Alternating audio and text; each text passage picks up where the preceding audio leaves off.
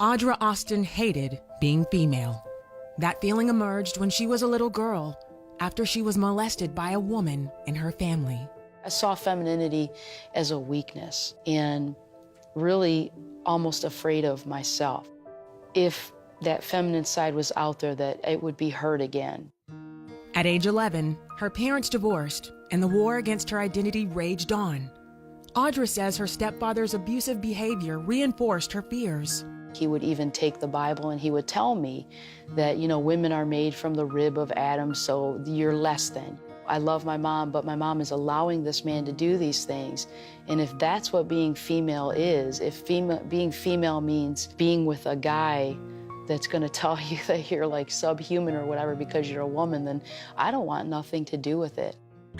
Throughout her childhood, she used alcohol and drugs to numb the pain. By the time she was in high school, Audra had rejected all things feminine. I became much more masculine looking, and I wore everything, men's clothes, even right down to, you know, men's underwear.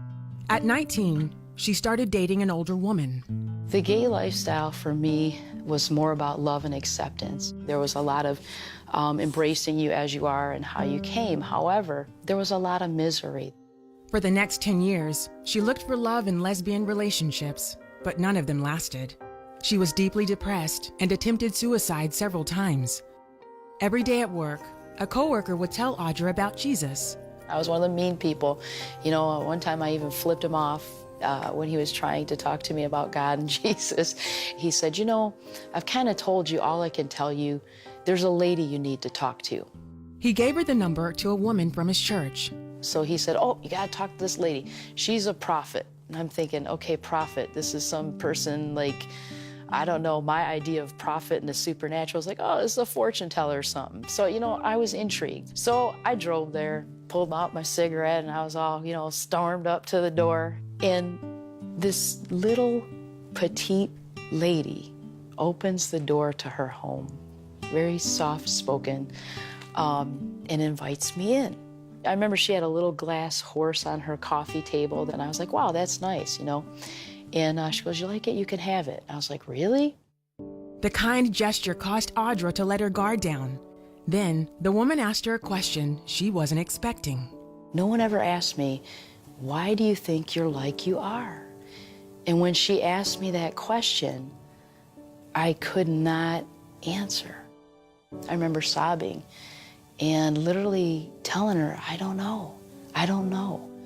And that was the moment that she opened up a Bible. The woman told Audra about a new kind of relationship. The state that I was living in, I was in a sinful state. I was separated from God, and that God loved me enough to pursue me.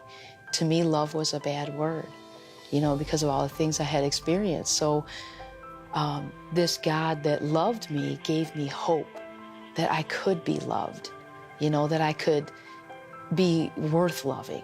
And I finally felt myself like this inside, just finally surrender. And just, Jesus, I made a mess of my life. Please take it and do something with it. And that was the beginning of my journey. Audra became confident with her own unique feminine style. She lost the desire for drugs and alcohol, but she still struggled with same-sex attraction. But God, I don't even think I could like men. They repulsed me. And I remember I stopped and I just thought about it. I'm like, you know what, God, I just want to know you. And I remember saying, I choose you. Over time, she noticed a change. 4 years after that, I clearly remember the day that someone walked past me, this man walked past me with aftershave, and, hey, that smells good. I clearly remember the day where God did a work in me where I was now physically attracted to the opposite sex.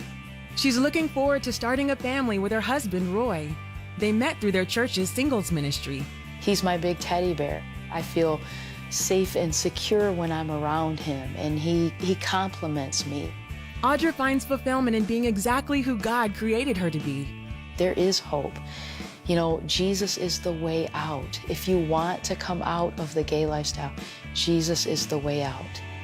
And I wanted out, and he was my way. And he is the way, the truth, and the life.